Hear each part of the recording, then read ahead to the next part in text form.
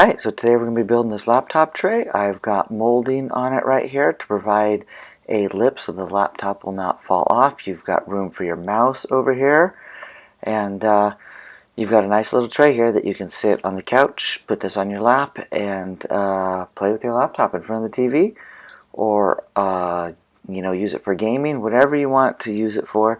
It works good. So we got our little model here with my daughter working the laptop with the mouse, and I made it for her so we can sit on the couch and play games together. So there you have it. Let's get started. Alright, so here we are at the shop, and I've already started cutting some of the wood for this. This was one giant piece of wood. I decided to make a video on how to make this after I started cutting, so I did make the first couple of cuts. It's one big sheet of, it was like a half sheet of plywood. It's pre-sanded smooth, it's maple, so I went ahead and cut that out of it. So we have our base piece here, and I just used safety glasses, ear protection, and my skill saw. So basic tools that hopefully you just have laying around, and I just cut that out of it. Alright, and then I went from there to the miter saw. Right, here we are at the miter saw now, and that's where I cut the molding. I just got some oak molding here. Again, use your ear protection and your safety glasses, and then I just went and measured and cut out of I think it was an 8-foot piece of oak molding that I picked out, and cut all the 90-degree corners for it so that it all lines the outside as a nice frame. And we did all that with the miter saw and one piece of oak molding. Alright, so we're back at the workbench. You can see we got all the wood cut here and it all mocked up. I got the 3 trim pieces, one for the front and each side, and we're just going to go ahead now and we're going to measure this front piece, and I'm going to try and figure out where I'm going to put my finishing nails. I'll probably start in the center here, and then I'll put one on each end, and then I'm going to put one halfway between those 2 points, so in the middle here. So we'll go ahead and get a pencil, get those measurements set up, and we will mark our wood for when we take it over to the drill press. So you can see here I've got that marked at the end. I've got my one in the middle right here, and we've got one on the other end, and then I've got my 2 that are halfway in between the 2 end points. So we're going to have one there at the 18, and then there's the other one on the other side at 7 here. Alright, and so those are where we're going to drill those holes. I got the 2 end pieces now, so let's go ahead and get those set up, and we will measure out where we're going to drill the holes for those to tack those down to the tray. So this is a shorter piece, so I'm going to start on the end here in the corner to make it strong, and then I'm going to put one halfway in the middle here. You'll see right there, and then we will put one on the end to hold it in. So this one will only need 3 instead of 5. So we'll just take all of our pieces now and take it to the drill press, and we can drill up all those holes where we marked them at. Alright, so we're at the drill press here. Let's go ahead and get this first hole drilled up. Make sure this lands on the molding where I want it to. I've already got the drill bit loaded up for the size of the finishing nail that I'm using. So let's just see how this turns out. Make sure I'm happy with where it falls on the trim piece. So you'll see there's a curvature on this piece, and I'll do a close-up right here. It is. So there's the hole that we drilled up, and that you'll be able to see that this is rounded right here, and I want to make sure that that hole comes out on the flat side of this piece of wood, so you can see the rounded edge right there, and then where it's flat, where my hole comes out. So that'll be perfect when it sits flat on the table, that we'll be able to fasten it down to it with the finishing nail. So let's just go ahead and drill up the rest of these holes on the drill press.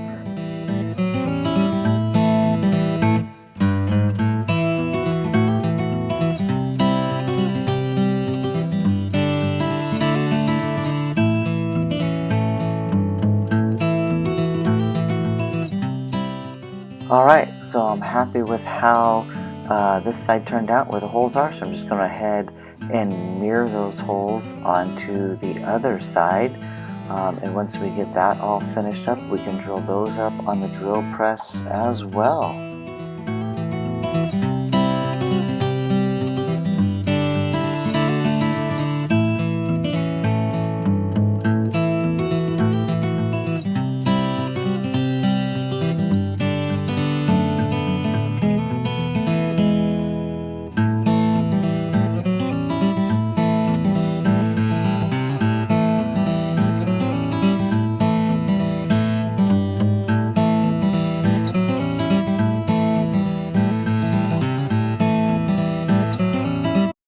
Alright, so we're back at the bench. We have everything cut. We'll get our wood glue out here, and you can see I got the C-clamps all ready.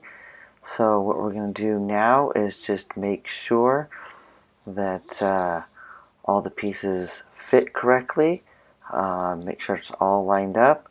I'm going to get the nails here. I'm going to make sure they fit in the holes okay. And then we will get everything all set up to put together. So I'm just going to check and make sure the nails fit, make sure they don't go all the way through the plywood. They will a little bit, I'll show you that a little bit later. But for now, we've got the nails that you'll see here and the glue ready, and we're going to start, there's the nails that I'm using, and then we're going to start getting this all set up to get put together. So now we're just going to go ahead and take one of these nails, and you'll see I did a little bit closer this time. We'll put it in the hole, and you'll be able to see how far through the molding that the nail protrudes, and we're going to look at that compared to the thickness of our plywood, which is a 1/2 inch ply that we got here, and it is actually going to protrude a little bit. Not a lot, and we don't really have to worry about it because it's going to be covered anyways. Like I said, we will show that later, but this will work perfect. So pretty much what we're going to do now is get our glue. We're going to glue it down and then add the nails. You probably don't have to do both, but I did both simply because I like to overdo things and make sure. But we'll just go ahead and add the glue to this, clamp it down, and let it dry. And then we'll just work our way all the way around the edge of the laptop tray here, doing this same method. We'll just put the glue on, clamp it down, let it dry, take it off, test it, and keep going until we have all of them secured. And then once they're all securely glued down, then we will add the brad nails to them, or wire nails, finishing nails, whatever you want to call it. I think the package said wire nails, but I loosely use all those terms together.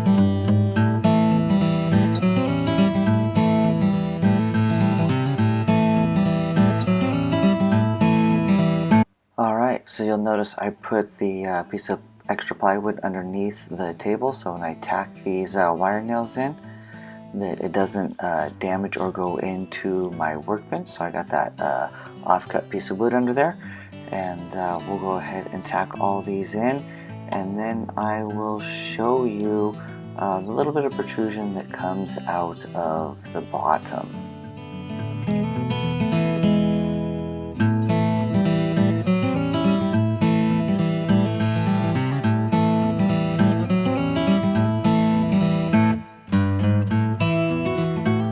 Alright, so we got all the nails in it now, and you'll see I'll pick this up and I'll show you right here the little bit of protrusion. It's not a lot, but it is enough to catch your fingernail on, as you see.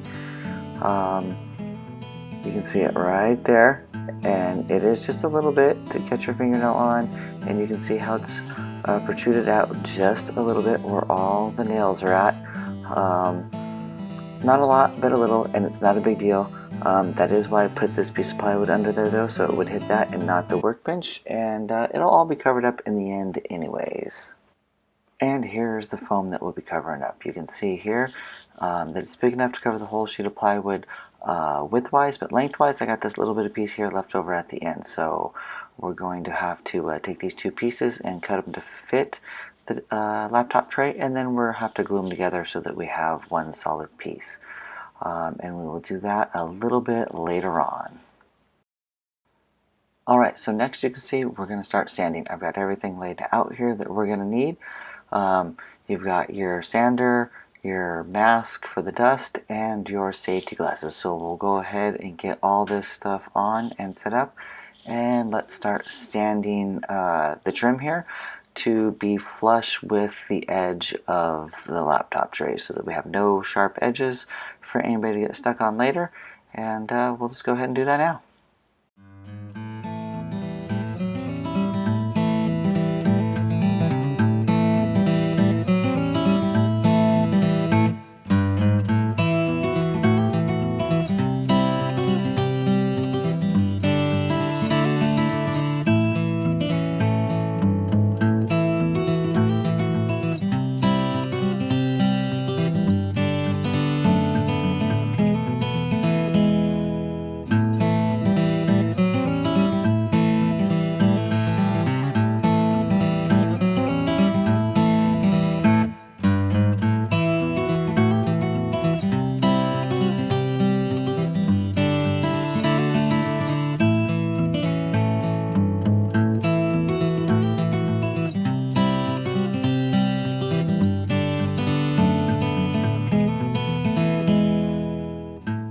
Alright, so you can see we got everything laid out here to get the foam cut out with. We got a straight edge, we've got a pair of scissors, and we've got our tape measure.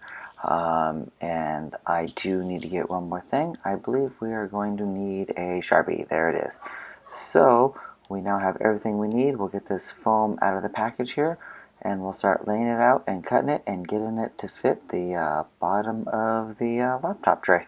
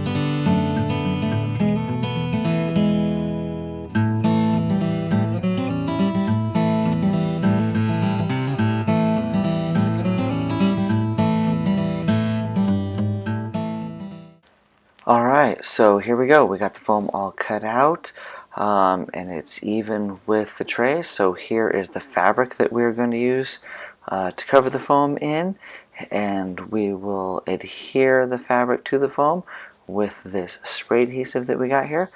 We're also going to use that adhesive to put these two pieces of foam together as one. So let's go ahead and do that now before we put the fabric on it.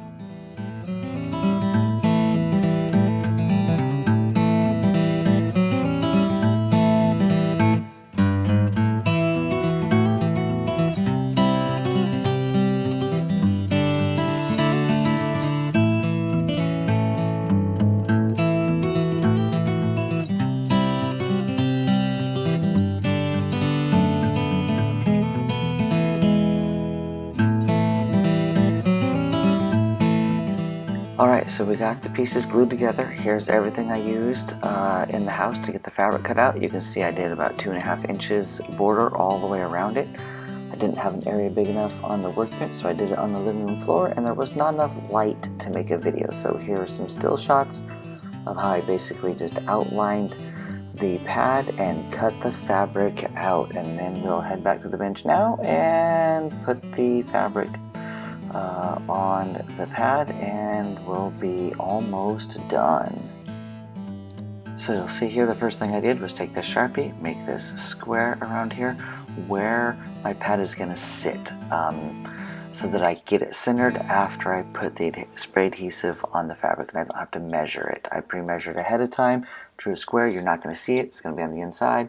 That way I know how to center my fabric and get it glued down right the first time.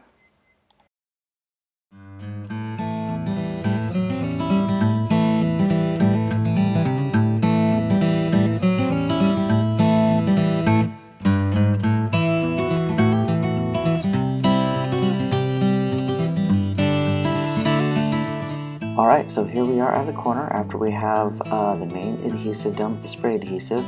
We're now just going to do the corner. I'm going to show you one corner here, how I did it real quick. I used this Weld Bond glue, which dries clear, and the pair of scissors, and we're just going to go ahead and use that on the corner, cut off any extra fabric that we don't need so that we can fold this over and get a nice flat, nice looking corner like that. And we'll go ahead and do that to this one, and then you just repeat for the other three.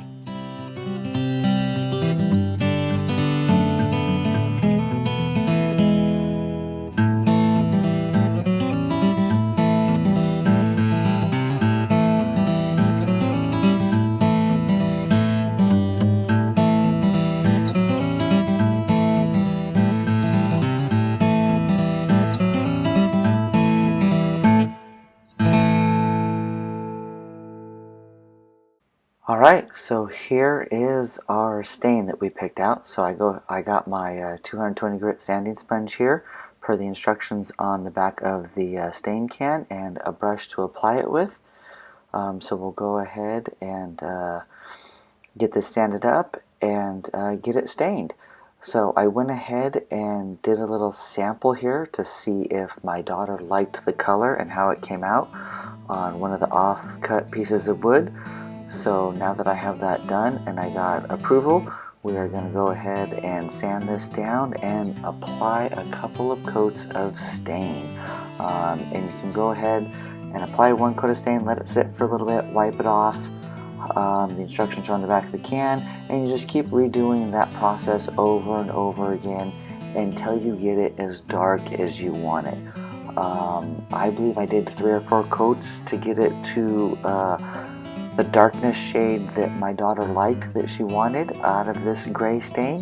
You can do whatever suits your preference. You just keep doing it over and over again until it gets to the color that you like.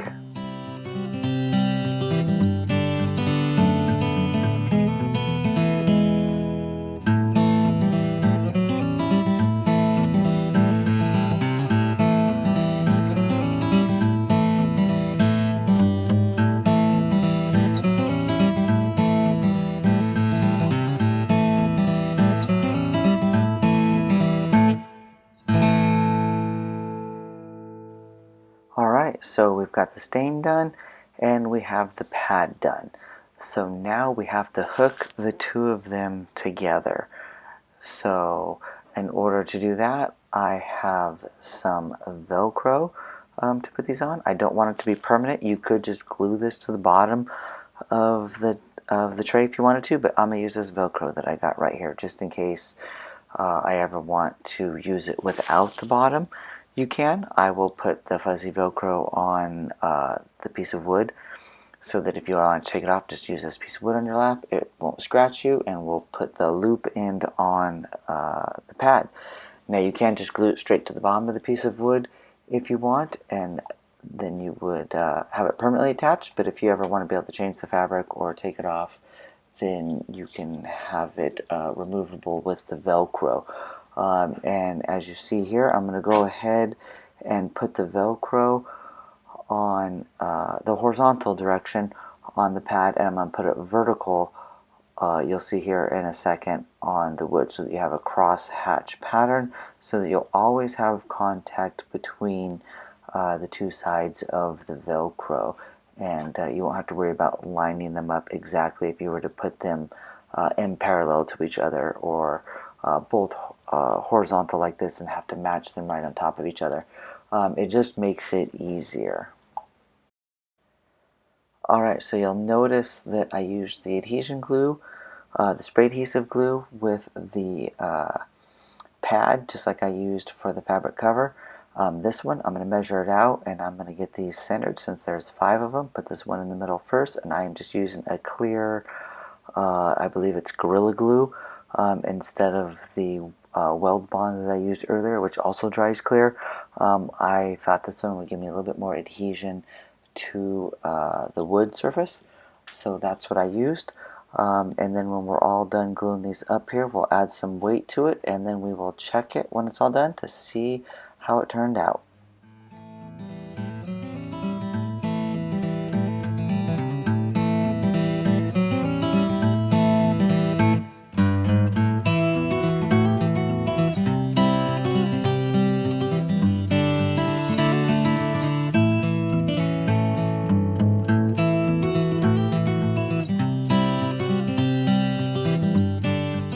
Alright, so it's been a while now, probably a day, and we took the weight off of it, and we're going to check out and see how this adhered to it.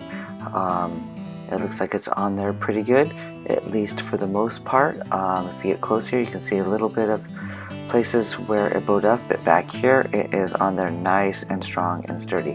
Now, with both the Velcro and the pad being flexible and pliable, I didn't expect it to stick down everywhere. But again, you're not going to see this. This is going to be on the inside, and it is there enough to stick down. So if you see here,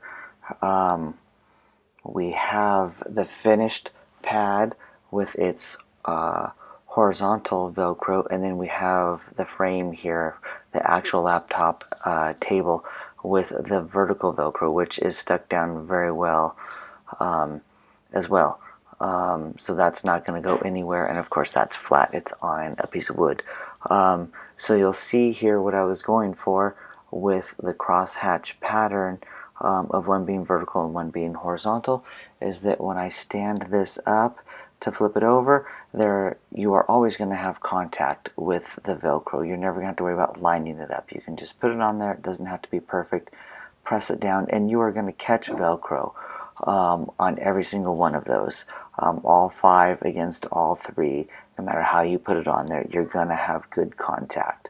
So we'll just go ahead and place this down on here and see how it holds. We'll just flip this around, line it up as square as you can, and once you put it down on there and press it on, we're going to have pretty much our completed project. Now again, like I said, you do not have to use the Velcro like I did. I did it just in case you didn't want the whole thick pad on there. If you wanted just the table, you can just glue it directly to the wood and not have to worry about it being removable in case you want to change the fabric or in case you want to make it thinner. It doesn't really matter. It's your own personal preference. This is just the way I chose to do it. So as you see, it's stuck on there pretty good. Pick it up, stays. It's golden. You do get a little bit of gap right here. Like I said, I could either tack that with some glue, I could add more Velcro, or you could just glue the whole thing on there. To me, it doesn't bother too much. It only happens when you pull it away. If you just pick it up flat like you saw, it just stays on there.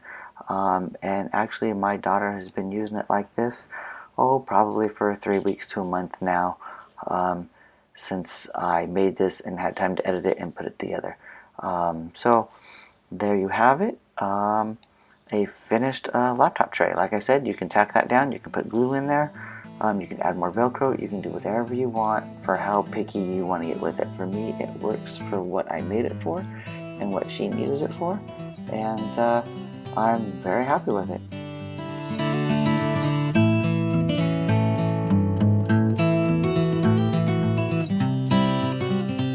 Alright, so here's a look at the final product. I like the way the stain came out. It made that oak look really nice, a little bit darker. It darkened up that maple a little bit. You've got the pad on the bottom. You've got the whole gray color scheme going throughout the whole thing. And here it is in use on the couch in the living room.